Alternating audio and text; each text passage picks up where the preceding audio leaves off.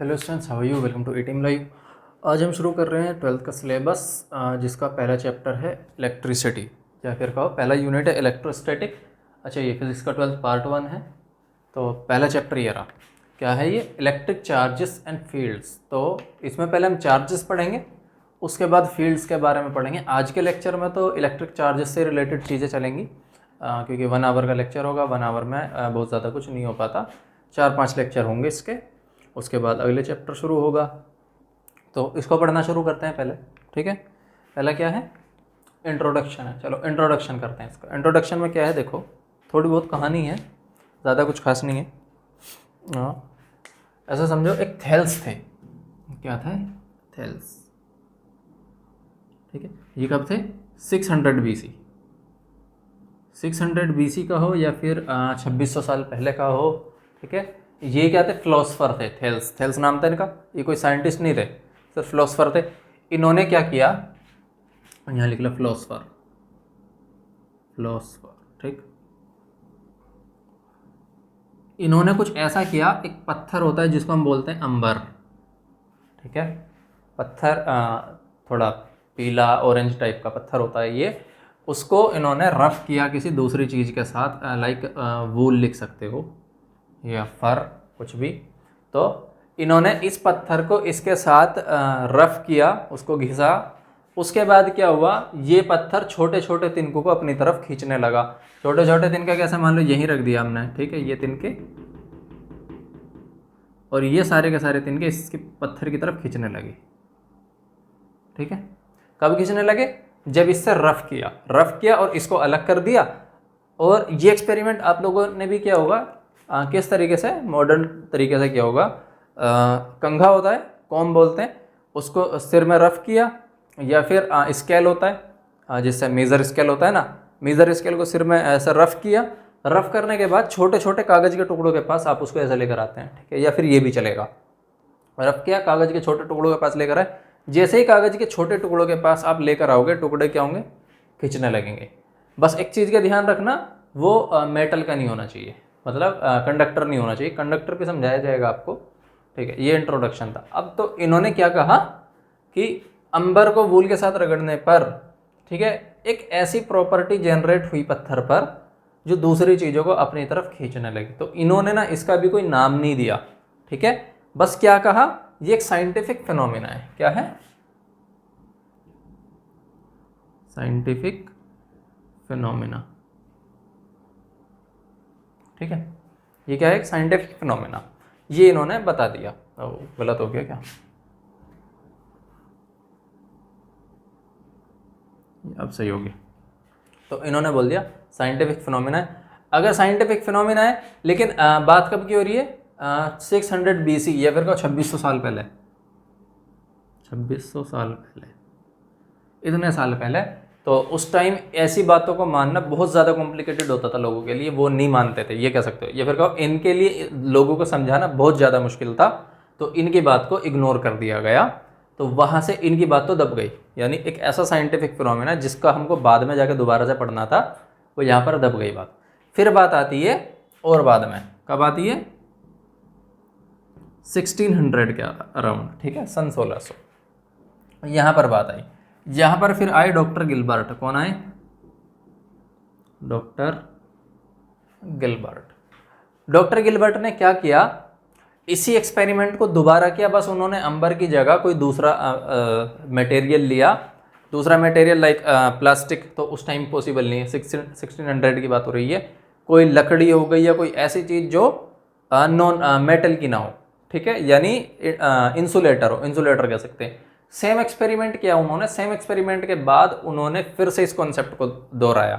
कहा, पता नहीं इनके बारे में पता नहीं था या नहीं पता था, लेकिन उन्होंने सेम बात को दोहराया कि जब किसी दो चीज़ को आपस में रफ करते हैं, रफ करने के बाद उसके ऊपर एक प्रॉपर्टी आती है जिससे वो दूसरी चीज़ों को अपनी तरफ खींचती है।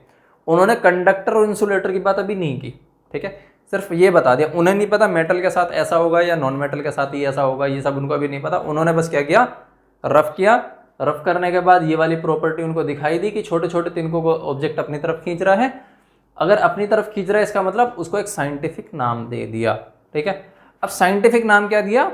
उसको कहा चार्ज। क्या कहा? चार्ज। ठीक है, कि इसके अंदर जो प्रॉपर्टी आ गई ना, रगड़ने के बाद, इसको रफ करने के बाद इसके अंदर अंदर जो प्रॉपर्टी आ गई उसको कहा चार्ज। कि चार्ज की वजह से कोई भी ऑब्जेक्ट अपने से हल्की चीज को अपनी तरफ खींचता है, क्या करता है? अट्रैक्ट करता है। ठीक है, अब एक चीज याद रखना, डेफिनेशन में कभी कभी सीधा क्या लिखवा दिया जाता है, इस थ्योरी को बताते बताते, अट्रैक्शन एंड रिपल्सन दो टाइप के फोर्स होते हैं, या तो खींचेगा या फेंकेगा, और कहीं कहीं दोनों लिखवा दिए जाते हैं, तो गलती से भी दोनों मत लिखना, जब दोनों आएंगे तब देखेंगे। अभी केवल यहाँ तक जो बात हो रही है, यहाँ केवल अट्रैक्शन की बात हो रही है। किसकी बात हो रही है?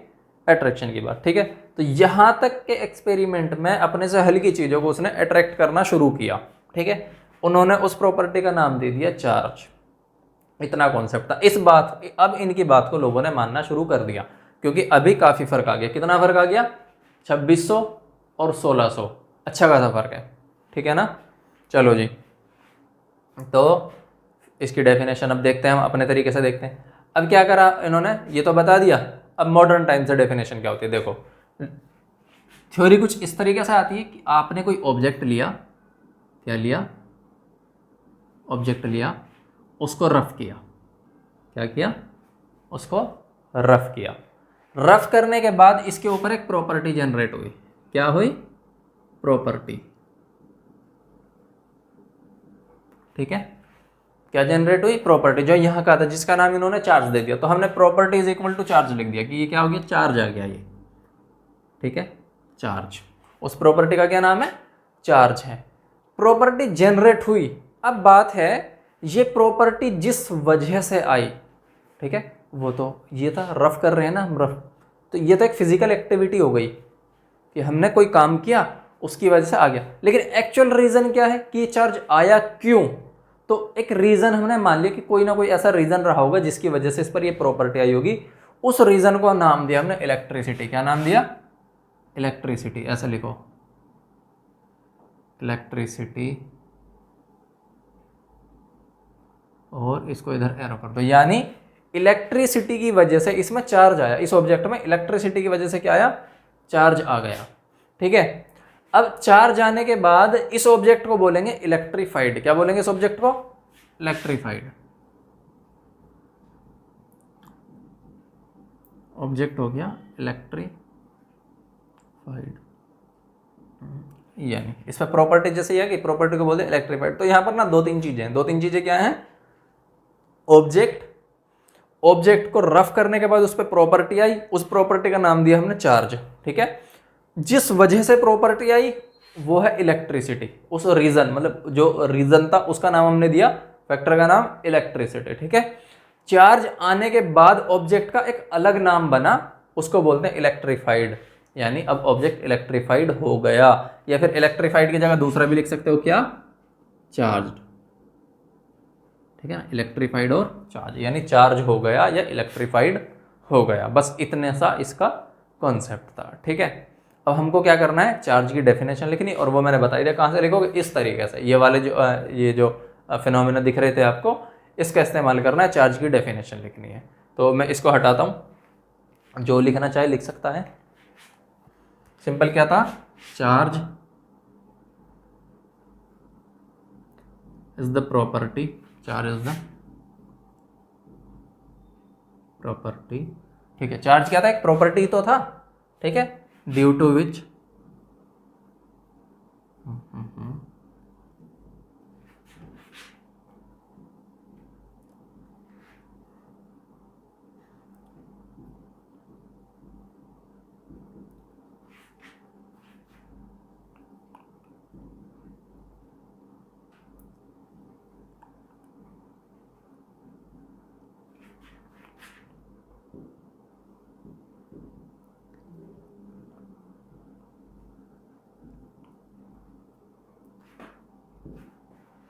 तो क्या था? चार्ज एक ऐसी प्रॉपर्टी है जिसकी वजह से कोई ऑब्जेक्ट अनदर लाइटर ऑब्जेक्ट को अट्रैक्ट करता है। हाँ, एक चीज याद रखना, यहाँ पर जिसको वो अट्रैक्ट करेगा वो लाइटर होना चाहिए, क्योंकि जो एक्सपेरिमेंट अभी तक करते आ रहे हैं ना, बहुत ज़्यादा हैवी नहीं है, एक बहुत लो लेवल पर था, लो स्केल पर था या कम स्केल पर था, जिसकी वजह से बहुत ज़्यादा पावरफुल अभी वहाँ पर चार्ज जनरेट नहीं हो रहा। तो यहाँ तक क्या था? लाइटर ऑब्जेक्ट को ही वो अट्रैक्ट कर रहा था। ठीक है, अपने से लाइटर ऑब्जेक्ट बोल सकते हो, यानी जितना वो खुद है ऑब्जेक्ट, जितना उसका खुद का मास है उससे कम या हल्के मास, उससे बहुत हल्के मास वाले ऑब्जेक्ट को वो अट्रैक्ट कर रहा था, और केवल अट्रैक्ट कर रहा था। ये रहा ना, इसमें रिपल्सन वाला फोर्स कहीं भी मत लिख देना, केवल अट्रैक्शन का फोर्स लिखना है आपको अभी, क्योंकि यहाँ सिर्फ अट्रैक्ट करता है वो। चलो जी, रिपल्सिव फोर्स क्यों नहीं लगता वो बाद में इंडक्शन पढ़ाएंगे, वहाँ समझाया जाएगा, ठीक है। चलो जी, ये तो हो गया, क्या था इंट्रोडक्शन में हमारा चार्ज था, और देखते हैं कुछ है क्या इसमें। इलेक्ट्रिक चार्ज पढ़ा दिया मैंने, ये इतना ही था, इसको लिख लेना आप लोग। अब और कुछ प्रॉपर्टी पढ़ते हैं, और कुछ प्रॉपर्टी में क्या क्या है अब पढ़ेंगे हम। चार्ज कितने टाइप के होते हैं ये पढ़ें, क्योंकि एक चीज है, देखो चार्ज सिंपल अभी हम क्या ध्यान रखते हैं, 2 टाइप के होते हैं। 2 टाइप का पता कैसे चला हमें ये जानना है, ठीक है। उसको जानने के बाद हम सीधा डेफिनेशन लिख देंगे कि चार्जेस कितने टाइप के होते हैं। 2 टाइप के होते हैं, एक पॉजिटिव एक नेगेटिव। अब देखो पता कैसे चलता है इसका, सिंपल, हमने एक एक्सपेरिमेंट किया। क्या एक्सपेरिमेंट किया, एक साइड हमने रेशम को, या फिर ऐसा समझो ग्लास रोड, कांच की एक रोड ली, उसको रेशम से रफ किया। किससे रफ किया, रेशम, ठीक है। ये क्या हमने, आप समझो जब हम ग्लास रोड को रेशम से रफ करेंगे तो क्या आएगा, इसके ऊपर चार्ज आएगा, ये सबको पता है। हमको ये पता करना है चार्ज कितने तरीके का होता है, एक भी तरीके का हो सकता है, 2 3 4 कितने भी रैंडम तरीके का हो सकता है। हमको पता करने के लिए हमने कंसिडर कर लिया कि इस पर एक टाइप का चार्ज आया। अब एक साथ 2 टाइप के चार्ज पॉसिबल नहीं है, क्योंकि एक ही ऑब्जेक्ट से हम इसको रफ कर रहे हैं ना। अब जब एक ऑब्जेक्ट से रफ कर रहे हैं तो रेशम से को इस रफ करने पर गिलास पे एक चार्ज आया, उस चार्ज को हमने नाम दे दिया ए टाइप। क्या चार्ज को नाम दे दिया, ए टाइप, कुछ भी बोल दिया, ठीक है। यानी एक्सपेरिमेंट ए में इस पर एक टाइप का चार्ज आ गया जिसको ए टाइप चार्ज दिया। दोबारा हमने यही एक्सपेरिमेंट किया, क्या किया, गिलास रोड ली, उस पर उसको रेशम से रफ किया, ठीक है। अब सेम दोबारा कर रहे हैं हम, ठीक है, रेशम ही है, इधर ग्लास रोड है, उस पर भी सेम चार्ज आना चाहिए, तो हमने क्या किया, ए टाइप चार्ज बोला इसको भी, ठीक है। दूसरा एक्सपेरिमेंट में हमने क्या किया, गिलास रोड की जगह हमने कुछ और रोड ली, ठीक है। रोड नहीं, उसको बोलते हैं इबोनी, या हिंदी में बोल सकते हो आबनूस। अब मैं बता दूं, जो आबनूस एक लकड़ी का नाम है, ठीक है। आबनूस क्या है, लकड़ी का नाम है, ठीक। इसको हमने वूल से रफ किया, समझ आया, क्लियर। अब ये अलग है, ये अलग है, जरूरी नहीं है वूल से, हम रेशम से भी रफ कर सकते थे, लेकिन रेशम से रफ करेंगे और वूल से रफ करेंगे, दोनों में एक जैसा चार्ज भी आ सकता है, अलग अलग चार्ज भी आ सकता है। तो हमने एक्सपेरिमेंट के तौर पर अलग मटेरियल है कि वूल से आबनूस को रफ किया, उसको कंसिडर किया हमने, बी टाइप चार्ज आया इस पर। क्या चार्ज आया, बी टाइप। अभी हमें नहीं पता कि ये और ये चार्ज सेम है या अलग अलग है, बस मटेरियल अलग है, तो हमने कंसिडर कर लिया ये और ये अलग अलग है। दोबारा एक्सपेरिमेंट किया, एक और यही सेम मटेरियल लिया, या आबनूस कहो इसको, ठीक है। इसको किससे रफ किया, वूल से रफ किया, ठीक है। इस पर भी बी टाइप चार्ज आएगा क्योंकि ऊपर नीचे दोनों सेम है। अब हमने क्या करा, ये वाली रोड और ये वाली रोड दोनों को क्या किया, एक दूसरे के पास लेकर आए। एक दूसरे के पास लेकर आए। तो जैसे ही इस रोड को इस रोड के पास, रफ करने के बाद रोड को पास लेकर आएंगे, यहां क्या आया, रिपल्सिव फोर्स आया। क्या दिखा हमको, रिपल्सन। क्या दिखा, रिपल्सन। सेम इधर देखो, जब इस रोड को इस रोड के पास लेकर आएंगे तो यहां हमको क्या दिखाई दिया, रिपल्सन, ठीक है। यानी दोनों कंडीशन में, दोनों सिचुएशन में हमको क्या दिखाई दे रहा है, रिपल्सन दिखाई दे रहा है। क्लियर, बहुत मुश्किल नहीं है, इधर भी रिपल्शन इधर भी रिपल्शन। चलो जी, तो यहां से एक चीज हमारे दिमाग में बैठ गई कि इन दोनों पर सेम टाइप का चार्ज था तो यहां पर आया रिपल्शन, ठीक है। इन दोनों पर सेम टाइप का चार्ज था तो यहां पर आया रिपल्शन। तो एक कॉन्सेप्ट दिमाग में आता है कि ऐसा पॉसिबल है कि सेम टाइप के चार्ज के बीच में रिपल्शन लगता हो, पॉसिबल है। अब जरूरी नहीं हर बार लगता हो, क्योंकि अभी एक्सपेरिमेंट अधूरा पड़ा है, ठीक है। एक्सपेरिमेंट से तुम पूरी तरह किसी चीज को कंफर्म नहीं बोल सकते, ठीक है। अभी इसको एक्सपेरिमेंट को और ज्यादा करेंगे। क्या करा, अब हमने क्या किया, एक बार गिलास रोड ली और एक बार ये वाला आबनूस की रोड ली, ठीक है। अब इन दोनों को पास लेकर आए, क्या लेकर आए, इन दोनों का पास। इन दोनों का पास लेकर आएंगे तो ऐसे समझो, ए क्या था, गिलास रोड, गिलास रोड, प्लस बी चार्ज वाला क्या था, आबनूस का हो या इबोनी का हो उसको,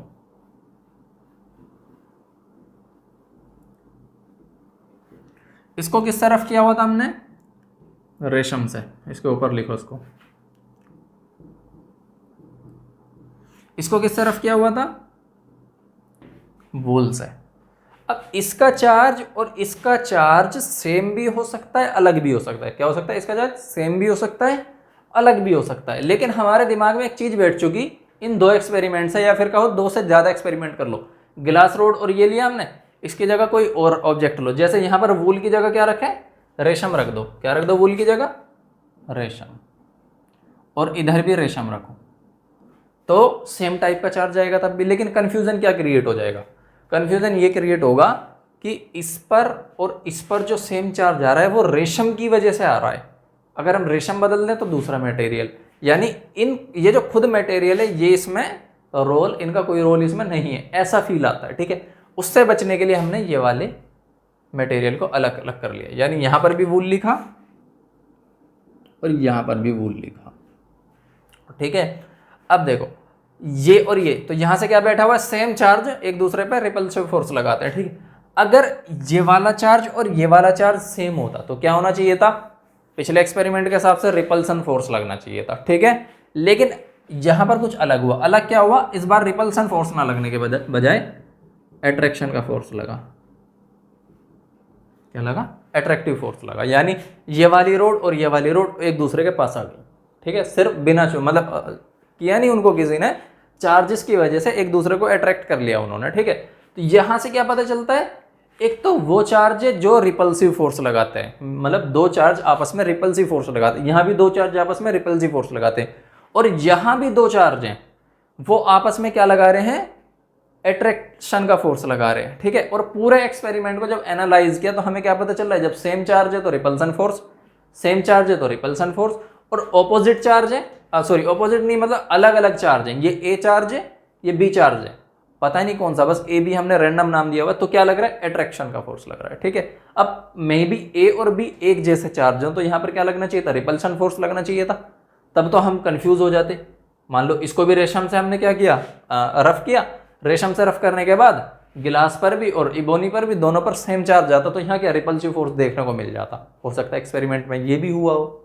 ठीक है, किया हो उन्होंने, तब हमें क्या अट्रैक्शन का फोर्स अभी तक देखने को ही नहीं मिला, तो कंफ्यूज रहते कि दो टाइप के होते हैं चार्ज या एक टाइप का होता है। तो हमने मटेरियल भी चेंज किया और अलग रिजल्ट देखने के लिए ये सब किया। अब जैसे ही हमको अलग रिजल्ट दिखा, यहाँ रिपल्सन और यहाँ अट्रैक्शन, हमको समझ में आ गया दो टाइप के फोर्स लग रहे हैं, एक अट्रैक्शन का फोर्स लग रहा है, एक रिपल्सन का फोर्स लग रहा है। अगर अट्रैक्शन और रिपल्सन दो टाइप के फोर्स लग रहे हैं, इसका मतलब चार्ज भी दो टाइप के होंगे। ये चीज अपने दिमाग में बिठा लेना। ठीक है, इसको और अच्छे से समझने के लिए ग्रेविटी का इस्तेमाल कर सकते हो। ग्रेविटी कितने टाइप के फोर्स लगाती है, ग्रेविटी केवल अट्रैक्शन का फोर्स लगाती है। कैसा फोर्स लगाती है, अट्रैक्शन का फोर्स। ये सबने पढ़ा हुआ। ग्रेविटी किसी चीज को कभी दूर नहीं फेंकती, हमेशा दूसरी चीजों को खींचती है। अब ग्रेविटी किसकी वजह से एग्जिस्ट करती है, यानी ग्रेविटेशनल फोर्स लगता क्यों है, क्योंकि ऑब्जेक्ट में मास होता है। ठीक है, जिस ऑब्जेक्ट में मास होता है उसी में ग्रेविटी, वही ग्रेविटेशनल फोर्स लगाता है। ग्रेविटेशनल फोर्स हमेशा अट्रैक्शन फोर्स होता है, और मास भी देखा होगा एक ही टाइप का होता है, दो तीन टाइप के तो नहीं होते।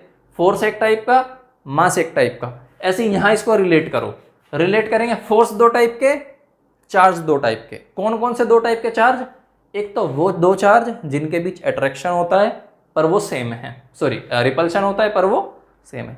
एक दूसरा वो चार्ज जो पहले चार्ज के पास लाने पर अट्रैक्शन का फोर्स देता है, लेकिन वो चार्ज क्या था, अलग था, एक्सपेरिमेंट से हमको पता चला।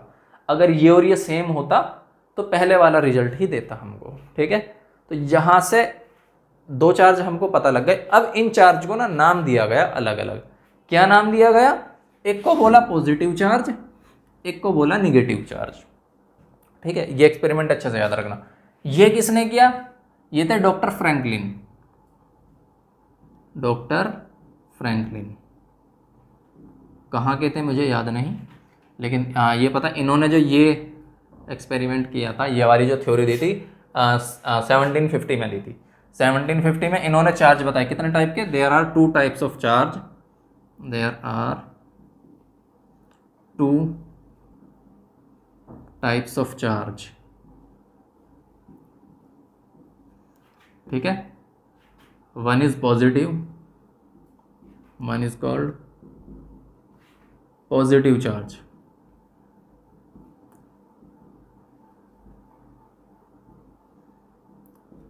एंड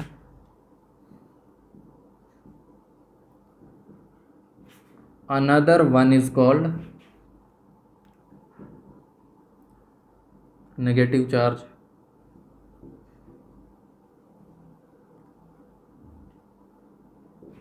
ठीक है। एक को उन्होंने क्या नाम दे दिया, पॉजिटिव चार्ज दे दिया, दूसरे को क्या नाम दे दिया, नेगेटिव चार्ज दे दिया। अब पॉजिटिव नेगेटिव का मतलब ये नहीं कि ये एक दूसरे के उल्टे हैं, बिल्कुल उल्टे नहीं है, एक दूसरे से डिफरेंट है, बस ये यहाँ तक हमको पता चल रहा है। अभी ये डिसाइड नहीं हुआ कि ये एक दूसरे के बिल्कुल ऑपोजिट है, ठीक है, एक की टांग ऊपर है तो दूसरे की टांग नीचे, ऐसा कुछ नहीं है अभी, ठीक है। अभी सिर्फ इतना पता चल रहा है एक जो पॉजिटिव है और जो नेगेटिव है एक दूसरे से डिफरेंट हैं, बिल्कुल उल्टे नहीं है एक दूसरे से, ठीक है, बस अलग अलग है, ये पता है हमको, ठीक है। चलो जी, ये थ्योरी आ गई।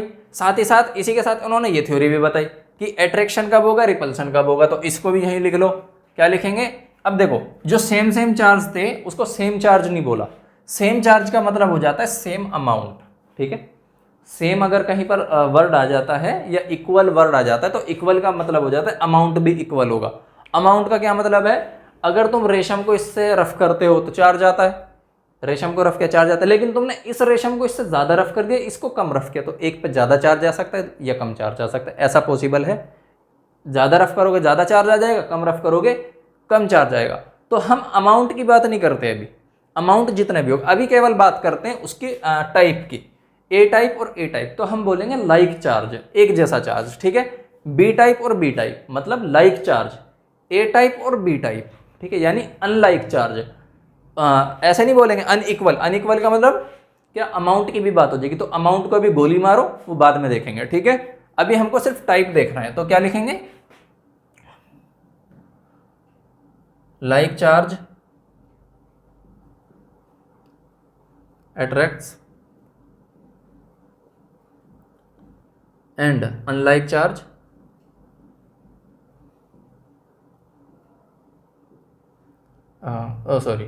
like charge repel,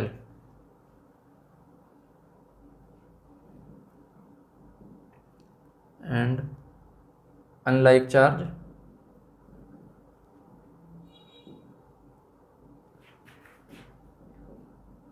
attracts each other,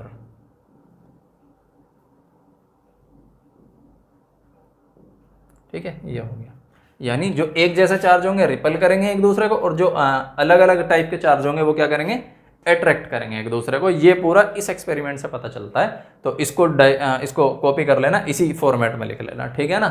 और फिर ये लिखना, उसके बाद ये लिखना। तो चार्ज के मैंने आपको टाइप बता दिया कि दो टाइप के चार्ज होते हैं। उसके बाद थ्योरी क्या है देखते हैं, चल जाओ, कंडक्टर्स एंड इंसुलेटर्स।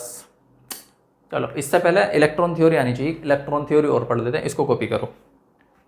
चलो तो अभी हमको क्या पढ़ना था, इलेक्ट्रॉन थ्योरी पढ़नी है।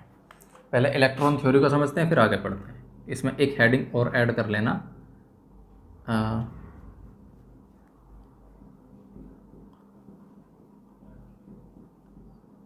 इलेक्ट्रॉन थ्योरी, ये आपने हेडिंग ऐड कर लिया इसमें। अब देखो इलेक्ट्रॉन थ्योरी को समझने के लिए ना पहले एक सिंपल सा एग्जांपल लेते हैं, सिंपल एग्जांपल लेने के बाद अपना साइंस में आते हैं यानी फिजिक्स में आते हैं। सिंपल एग्जांपल देखो क्या है, मैंने एक वर्ड बोला घर, क्या बोला, घर, ठीक है, घर मत बोलो, मकान बोलो, ज़्यादा बेटर रहेगा। मैंने एक वर्ड बोला मकान, ठीक है। अब अगर पूछा जाए कि ये सीधा, ये तो बोल दिया मकान, इसके टुकड़े करो कि इसको क्लासिफिकेशन करो, इसके पार्ट बनाते जाओ कि क्या मकान एक पूरा मकान है, ठीक है, या कोई ऐसी चीज़ है कि सीधा उठाया और रख दिया मकान को, ठीक है, या फिर हाइड्रा लेकर आया उठाया और सीधा रख दिया उसको, और रख भी दिया तो क्या वो सीधा मतलब मकान पूरा एक साथ बन गया होगा, नहीं बना होगा ना। वहाँ से क्या शुरू होता है, इसका क्लासिफिकेशन कैसे, मकान किस किस से मिलकर बना होगा, ईंट लगी होंगी, क्या लगी होंगी, ईंट और रेत बालू, ये सारी चीज़ें लगी होंगी ना इसमें, ठीक है। या फिर इतना एकदम से क्लासीफाई मत करो, क्या करो, सबसे पहले क्या लिखेंगे, मकान है, क्या क्या चीज़ होंगी इसमें, दीवारें होंगी, क्या होंगी, दीवारें, और क्या होंगी, छत होगी, ये चीज़ आया क्या। दूसरा क्या होंगे, पिलर्स होंगे, पिलर्स होंगे, ठीक है, दीवारें होंगी, छत होंगी, पिलर्स होंगे, इनको मिलाकर क्या बनता है, मकान, और गेट वेट सारी चीज़ें मिक्स कर लेना, ठीक है ना। अब देखो क्या ये पूरा क्लासीफाई हो गया, अभी भी नहीं हुआ। पिलर किससे, कंक्रीट से मिलकर बना है, किससे मिलकर बना है, कंक्रीट से, ठीक है। इधर आओ, या फिर इनको सबको एक साथ क्लासीफाई करते हैं, सबको एक साथ मिलाते हैं, सबको एक साथ मिलाएंगे तो क्या होगा, दीवारें छत पिलर वगैरह सब किससे मिलकर बनी होंगी, ईंटों से, किससे मिलकर बनी होंगी, ईंटों से। और क्या क्या लगा होगा इसमें, रेत बालू, ये सब चीज़ें लगी होंगी ना, सीमेंट, जो भी तुमको समझ आता है लिख लो, ठीक है। यानी ये सारी चीज़ें तो बेसिक लेवल पे जाते जा रहे हैं, छोटा करते जा रहे हैं उसको, मतलब हर एक छोटी छोटी चीज़, ठीक है। अब इसका सबसे छोटा लेवल क्या कंसिडर करो, एक चीज़ उठा लो, ये वाली, ये ईंट, क्या उठा लिया, उसको अभी इग्नोर करो, हमने ईंट उठा लिया। तो कहने का मतलब कोई भी मकान किस चीज़ से मिलकर बना हुआ है, ईंटों से मिलकर बना हुआ है, बहुत छोटे बेसिक से शुरू किया अब हमने, ठीक है। इधर आते हैं हम, किस में आ गए, फिजिक्स में। फिजिक्स में आते हैं, हमने क्या किया, एक ऑब्जेक्ट उठाया, क्या उठाया, ऑब्जेक्ट, ये लिख लिया ऑब्जेक्ट, ठीक है। ऑब्जेक्ट का मतलब लकड़ी लोहा, ये मार्कर कुछ भी, हम टोटली इसको क्या बोले, ऑब्जेक्ट बोले। ऑब्जेक्ट किससे मिलकर बना होगा, फिजिक्स की बात करते हैं, ऑब्जेक्ट किससे मिलकर बना होगा, वो किससे मिलकर बना होगा, उसकी अलग अलग प्रॉपर्टी, प्लास्टिक हो सकता है, उसमें लोहा भी हो सकता है, और कोई दूसरी चीज़ फोम लाइक कुछ भी हो सकता है। तो उसको हम एक नाम देंगे मटेरियल, क्या नाम देंगे, मटेरियल। ऑब्जेक्ट तो हमने नाम दे दिया, फिर दूसरा नाम दिया मटेरियल, मटेरियल, ठीक है, ये हो गया। या मटेरियल्स ऐसे बोल दो, क्या बोला, मटेरियल्स, ये बोला, एक से ज़्यादा मटेरियल भी हो सकता है, ठीक है। अब आते हैं मटेरियल को क्लासीफाई करते हैं। मटेरियल को तो एक स्पेसिफिक नाम होगा कि ये प्लास्टिक है, इसके अंदर अगर कोई लोहे की चीज़ है तो उसका नाम दे दिया आयरन, या और लोहे की जगह सिल्वर का है तो सिल्वर नाम दे दिया, कुछ भी कॉपर का है तो कॉपर नाम दे दिया, यानी मटेरियल हमने बता दिया। अब मटेरियल को फिर से क्लासीफाई करो, क्या करेंगे, मटेरियल किससे मिलकर बना होगा, तो फिर आते हैं मॉलिक्यूल्स, क्या आते हैं, मॉलिक्यूल्स, या फिर लार्ज मॉलिक्यूल बोलो पहले तो, लार्ज मॉलिक्यूल, ठीक है। या लार्ज मॉलिक्यूल ना बोलकर क्या बोल दो, ग्रुप ऑफ मॉलिक्यूल, अरे लिख जा भाई, group of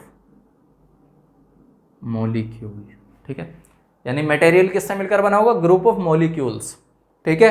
group of molecules का क्या मतलब है, मॉलिक्यूल इकट्ठे नहीं रहते, मॉलिक्यूल ग्रुप बनाते हैं, ग्रुप बनाने के बाद दूसरे ग्रुप के साथ ऐड होते हैं, जुड़ते हैं, जुड़ने के बाद मटेरियल क्रिएट करते हैं, ठीक है। अब ग्रुप ऑफ मॉलिक्यूल की बात होगी तो एक ग्रुप किससे मिलकर बना होगा, मॉलिक्यूल्स से, किससे, मॉलिक्यूल्स, यानी 4 5 10 या 2 4 5 10 या फिर कहो 1000, ठीक है। जब पॉलीमर आता है, जैसे प्लास्टिक है, प्लास्टिक आपने 11th में पढ़ लिया होगा, पॉलीमर बोलते हैं उसको। पॉलीमर में क्या, हजारों मॉलिक्यूल्स भी मिलकर एक ग्रुप ऑफ मॉलिक्यूल बना लेते हैं, ठीक है। मॉलिक्यूल्स पता चल गया। अब बात है मॉलिक्यूल्स किससे मिलकर बने होंगे, ठीक है, तो उसको भी क्लासीफाई करो।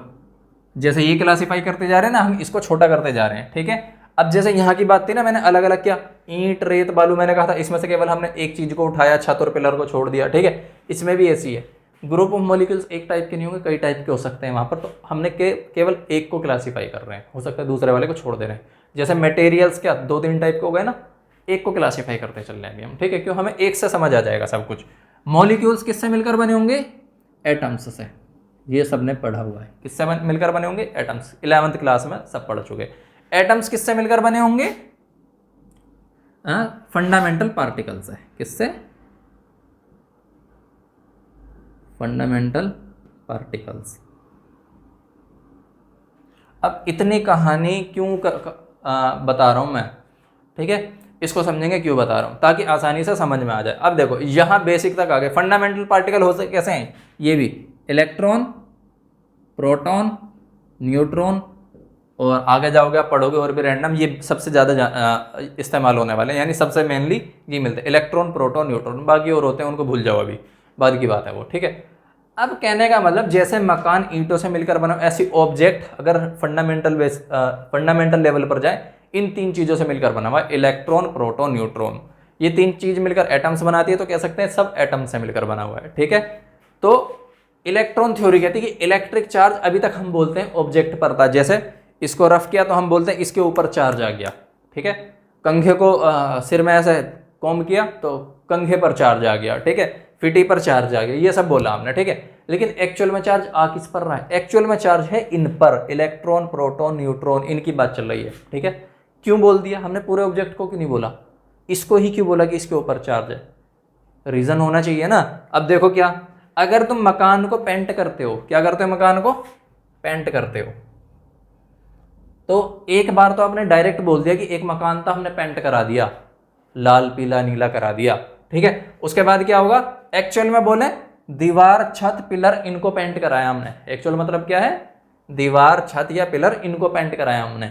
उसको भी बेसिक पे आओ, दीवारें किससे मिलकर बनी हुई, ईंटों से, ईंट, रेत, बालू, सीमेंट। अब मान लो ईंटों पर प्लास्टर हो रहा है, वो फैक्टर हो गया, तो एक्चुअल में हमने प्लास्टर को या ईंटों को पेंट कराया, ठीक है। तो जब बेसिक लेवल पर गए तो एक्चुअल में पेंट किसको कराया, इस चीज को। ऐसे ही इसको समझो, ऑब्जेक्ट पर चार्ज नहीं आया, हमने जो लिखा है ना, कहा ऑब्जेक्ट पर चार्ज नहीं आया, चार्ज एक्चुअल में कहां था, यहां था। इनके चार्ज से मिल मिलकर बना जो हमको ऑब्जेक्ट पर दिखाई दे रहा है पूरा चार्ज, वो थोड़ा थोड़ा थोड़ा थोड़ा इन पर है, ठीक है। इससे मिलकर ये बना, यही इलेक्ट्रॉन थ्योरी है कि एक्चुअल में चार्ज पूरे ऑब्जेक्ट पर नहीं है, चार्ज कहां पर है, इलेक्ट्रॉन पर है, प्रोटॉन पर है, न्यूट्रॉन पर है, ठीक है। न्यूट्रॉन पर जीरो चार्ज है, वो अभी आपको पता चल जाएगा। मैं कह रहा हूं ना न्यूट्रॉन पर है, तो जिनको ये पहले से पता हो कि न्यूट्रॉन पर कोई चार्ज नहीं होता, तो चार्ज कहने का मतलब जीरो चार्ज है, न्यूट्रल है, ठीक है। चलो जी, तो बेसिक लेवल कहाँ हो गया, यहाँ पर हो गया, ठीक है। तो अब बात आती है कि हम चार्ज कर रहे हैं, किसी चीज़ को रफ कर रहे हैं। हाँ, इलेक्ट्रॉन थ्योरी तो ठीक है, इतनी हो गई, समझ में आ गया, ठीक है। इसको थोड़ा और डिटेल किया, कन्फ्यूजन कहाँ क्रिएट होता है। हमने किसी चीज़ को रफ किया, रफ करने के बाद हमने क्या कहा, ऑब्जेक्ट पर चार्ज आ गया। अब बच्चे क्या बोलेंगे आप लोग, इलेक्ट्रॉन प्रोटॉन पर चार्ज आ गया, ठीक है। क्या आ गया, इलेक्ट्रॉन प्रोटॉन पर चार्ज आ गया। पूरी तरह गलत है, इस बात को भूल जाओ, ठीक है। ऐसा नहीं है, चार्ज इस पर आता नहीं है, इलेक्ट्रॉन प्रोटॉन पर चार्ज इस पर पहले से है, समझ आ रहा है।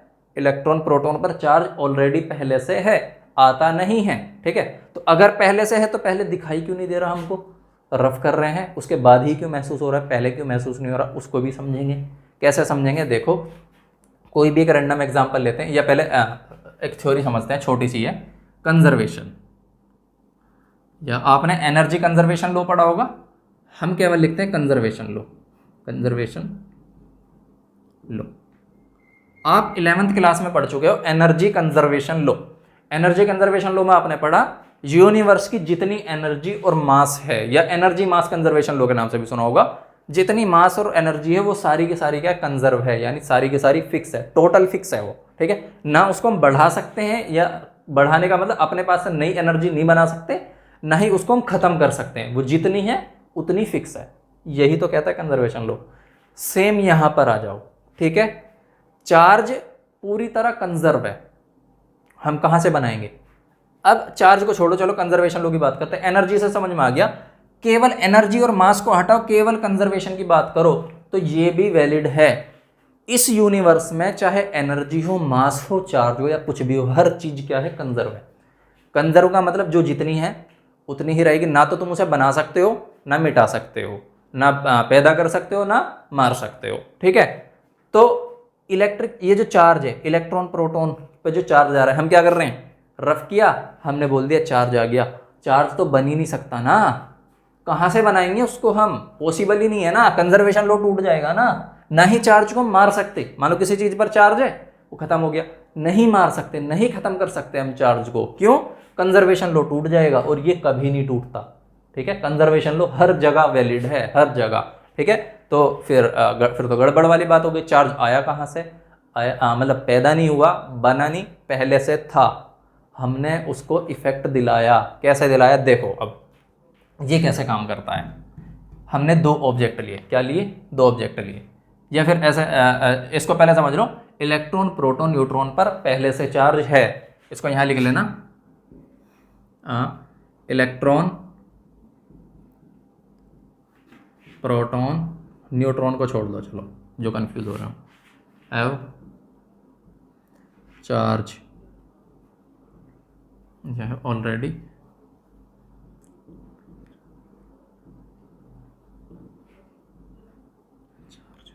हैव ए चार्ज, यानी इन पर पहले से चार्ज होता है, बनाते नहीं हैं।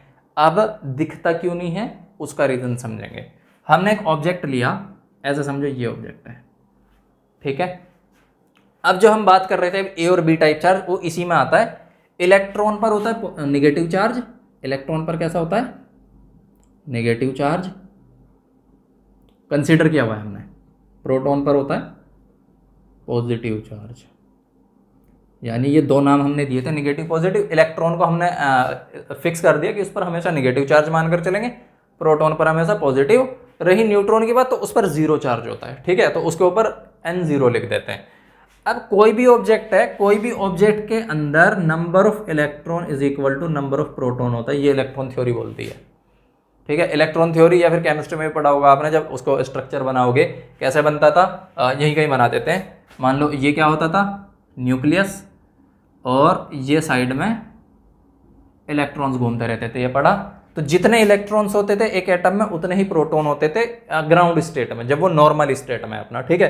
तो ऐसे ही इलेक्ट्रॉन, नंबर ऑफ इलेक्ट्रॉन किसी भी ऑब्जेक्ट में, नंबर ऑफ प्रोटॉन बराबर है। अब खास बात क्या है, मैंने क्या कहा था, पॉजिटिव निगेटिव तो केवल उसका टाइप है। अब आते हैं अमाउंट की बात। अमाउंट क्या है, इलेक्ट्रॉन पर जितना अमाउंट है चार्ज का, या फिर इसको नोट कर लेना, amount of charge on electron and proton on an electron and proton are same, यानी इन पर जो अमाउंट होता है ना चार्ज का, वो सेम होता है, टाइप अलग अलग होता है, ठीक है, बट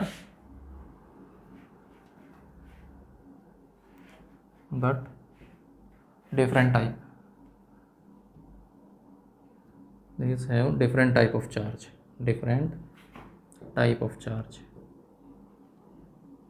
ये तुमने लिख लिया, ठीक है। इसको, ये छोटे छोटे नोट्स हैं, इनको ऐड करते रहना नोटबुक में, ठीक है। डिफरेंट टाइप ऑफ चार्ज, यानी अमाउंट सेम होगा।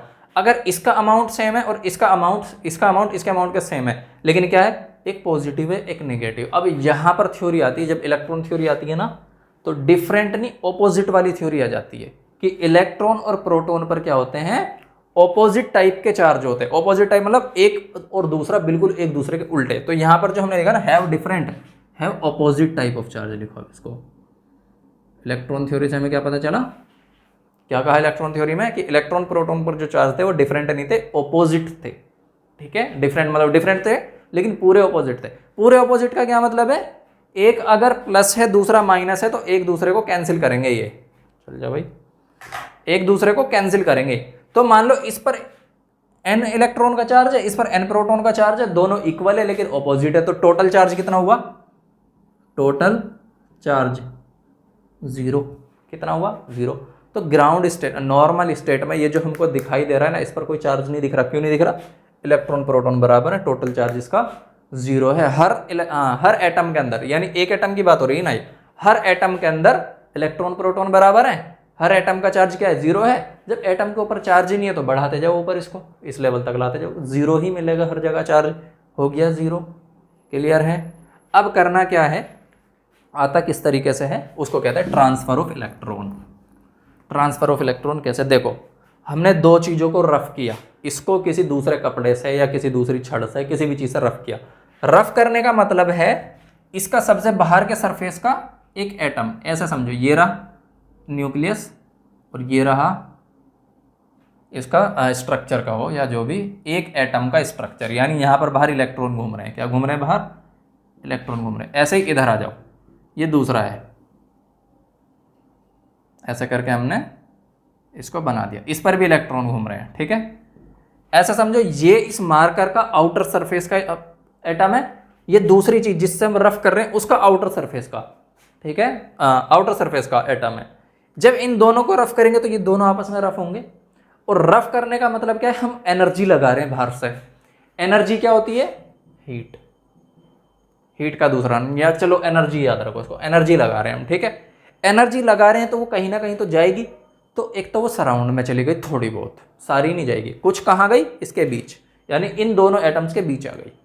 अब इन दोनों में से जिसने ज्यादा एनर्जी एब्जॉर्ब कर ली, वो इन पर डिपेंड करता है कौन आसानी से एनर्जी गेन करेगा, ठीक है। जिसने ज्यादा एनर्जी एब्जॉर्ब कर ली वो अपना इलेक्ट्रॉन छोड़ देगा। मान लो इसके इलेक्ट्रॉन ने एनर्जी एब्जॉर्ब कर ली इससे ज्यादा या इससे पहले, ये यहां से बाहर निकल गया। जैसे ही बाहर निकला इलेक्ट्रॉन कम हो गए, प्रोटॉन ज्यादा हो गए। जैसे ही प्रोटॉन ज्यादा हो गए, इफेक्ट किसका बच जाएगा, प्रोटॉन का, यानी प्लस का चार्ज आ गया, इस पर पॉजिटिव चार्ज आ गया। अगर उसने गेन कर ली तो अपना इलेक्ट्रॉन छोड़ दिया, अब उस पर पॉजिटिव चार्ज आ गया इसका, क्योंकि इलेक्ट्रॉन कम हो गया, प्रोटॉन का असर ज्यादा हो गया, ये हो गया। या एक तो एनर्जी गेन करने की बात थी, दूसरी क्या बात थी, हाँ दूसरी क्या समझो, ये जैसे ही छोड़ेगा इलेक्ट्रॉन अपना, इसको दे देगा तुरंत, ठीक है, ये खींच लेगा, यानी एक इलेक्ट्रॉन छोड़ेगा दूसरा इलेक्ट्रॉन खींच लेगा। ये इलेक्ट्रॉन जैसे ही खींच लेगा, इसके पास पहले से इलेक्ट्रॉन प्रोटॉन बराबर थे, लेकिन इसका इलेक्ट्रॉन जैसे ही इसमें गया इलेक्ट्रॉन ज्यादा हो गया, ज्यादा हो गया तो प्रोटॉन कम होगा, इलेक्ट्रॉन ज्यादा, जब प्रोटॉन कम है इलेक्ट्रॉन ज्यादा है तो इलेक्ट्रॉन का असर ज्यादा है, यानी जितने इलेक्ट्रॉन ज्यादा उतने इलेक्ट्रॉन का असर उस पर दिखाई देगा, ठीक है।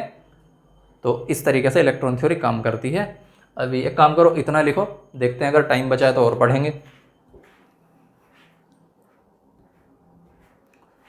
ठीक है। इसका थ्योरी लिख लेते हैं एक बार। क्या लिखेंगे इलेक्ट्रॉन थ्योरी में, when we rough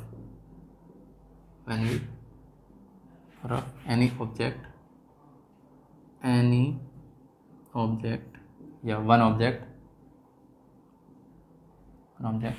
to another one object,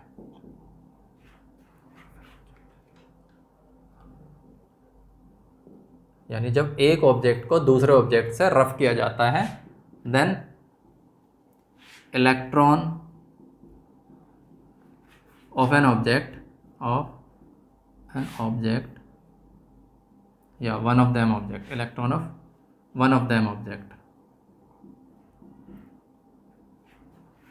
is transferred. ये तो मैंने डायरेक्ट ऐसे ही लिखना है, मतलब थ्योरी अच्छे से समझाई थी कैसे कैसे काम कर रहा है। Transferred to another one, electron of one of them is transferred to another one, यानी एक ऑब्जेक्ट से इलेक्ट्रॉन निकला दूसरे ऑब्जेक्ट में पहुंच गया। अब एक से निकलेगा दूसरे में पक्का जाएगा वो, ठीक है, क्योंकि कहीं और जगह ही नहीं मिलेगी उसको जाने की, सराउंड में नहीं जाएगा, क्योंकि पूरी तरह मिले हुए हैं ये, ठीक है, बाहर नहीं निकल पाएगा। तो अगर वो निकलेगा एक जगह से, ऐसा समझो ये एटम है, दूसरा एटम इससे अगर रफ कर रहा है तो पूरा मिला हुआ होगा यहाँ से, ठीक है। जब यहाँ पर हीट है तो यहाँ पर मतलब एनर्जी है, यहाँ आसानी से एनर्जी नहीं होगी, ठीक है, गोल है ना एटम, तो जहाँ से ये कांटेक्ट में है वहाँ पर रफ कर रहे हैं तो एनर्जी का इफेक्ट ज़्यादा वहीं पर होगा, ठीक है। अब यहीं से इलेक्ट्रॉन निकलने की पॉसिबिलिटी है, क्योंकि यहाँ तो एनर्जी है नहीं इतनी जितनी यहाँ पर है। जब यहाँ से इलेक्ट्रॉन स्केप करेगा तो उसके पास ना तो इधर जाने का रास्ता है ना इधर जाने का रास्ता है, क्योंकि दबा हुआ है वो, ठीक है। एक ही तरफ जाने का रास्ता है इधर, मान लो इधर का निकला तो इधर, या इधर से निकला तो इधर, तो एक जगह से इलेक्ट्रॉन निकलेगा और दूसरे एटम, एक एटम से निकलेगा दूसरे एटम में चला जाएगा वो, ठीक है, बाहर के सराउंड में नहीं जाएगा, बाहर के एरिया में वो नहीं जाएगा, ठीक है। तो अनदर वन, तो जिस पर इलेक्ट्रॉन गया या जिसमें से इलेक्ट्रॉन निकला उसमें प्रोटॉन ज्यादा हो गए, मतलब वो पॉजिटिव चार्ज, तो क्या लिखेंगे, the object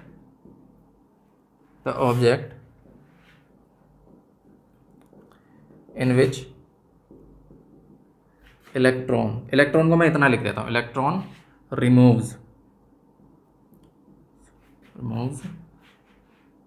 have negative charge, sorry positive, क्योंकि इलेक्ट्रॉन निकल रहा है ना, इलेक्ट्रॉन निकल रहा है तो प्रोटॉन ज्यादा हो गया, ठीक है, have positively charge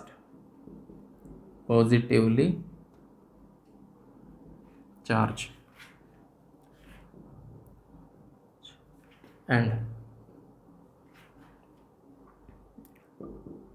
another object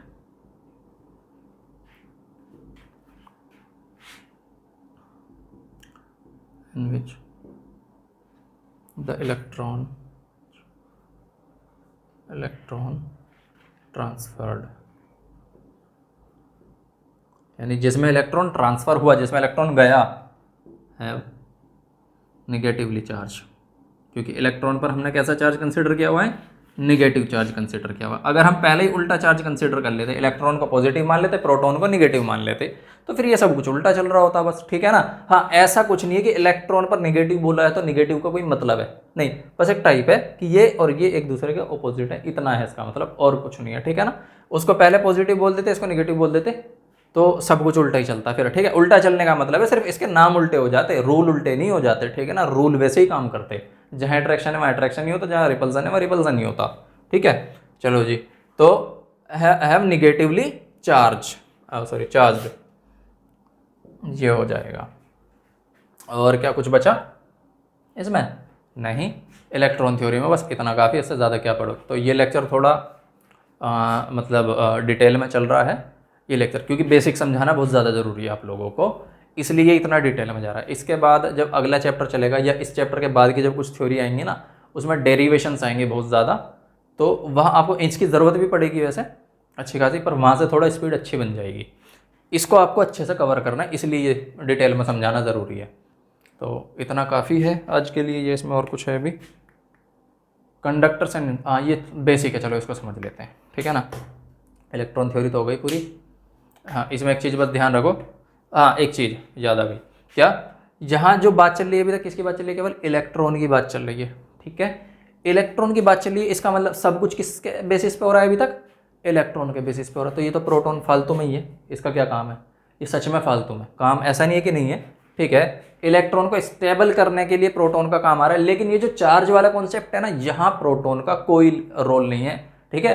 क्यों रोल नहीं है? अब देखो, ये बीच में होता है ना प्रोटॉन, या पॉजिटिवली, आपने 11वीं क्लास में पढ़ दिया होगा, 11th क्लास में, ठीक है। यहाँ से पहले कोई चीज़ बाहर से निकलेगी, फिर अंदर से निकलेगी, फिर सबसे अंदर से निकलेगी। इसको ऐसे समझो, एक कमरे को ना पूरा गेंद से भर दो, और उसका जब दरवाजा खोलोगे तो दरवाजे के पास वाली जो गेंद होंगी ना, सबसे पहले वो बाहर आएंगी, सेंटर वाली बाहर नहीं आएंगी, ठीक है।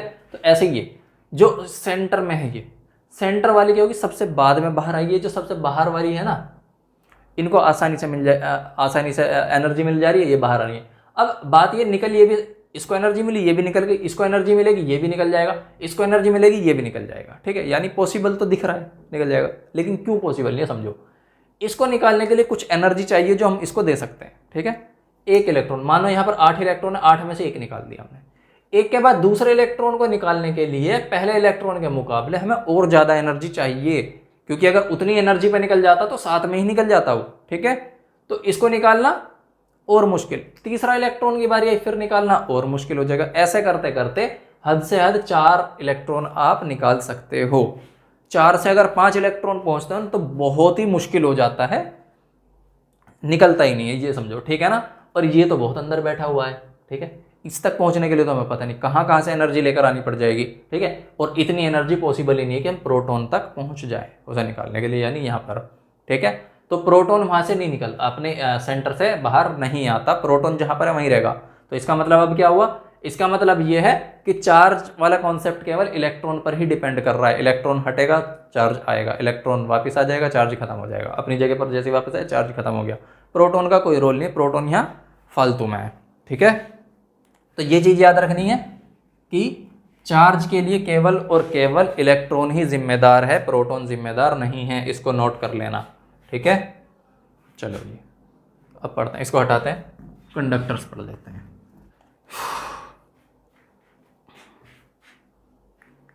चलो, अब आए कंडक्टर्स एंड इंसुलेटर्स, और इसी में एक ऐड कर लो, and insulators, oh sorry semiconductor, क्या बोलते हैं उसको? Semi conductor.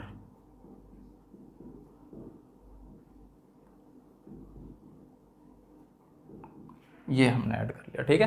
Conductor, insulator and एक होता है सेमी कंडक्टर, ठीक है। सबसे पहले समझते हैं कंडक्टर क्या होते हैं। कंडक्टर बेसिकली 9th क्लास और 10th क्लास में पढ़ा दिया जाता है। जिनमें इलेक्ट्रिसिटी पास हो जाती है उनको कंडक्टर बोलते हैं, और जिनमें इलेक्ट्रिसिटी पास नहीं होती उसको इंसुलेटर बोलते हैं। और सेमीकंडक्टर इन दोनों के बीच में आता है, यानी उसमें कभी इलेक्ट्रिसिटी पास हो पाती है, कभी नहीं हो पाती।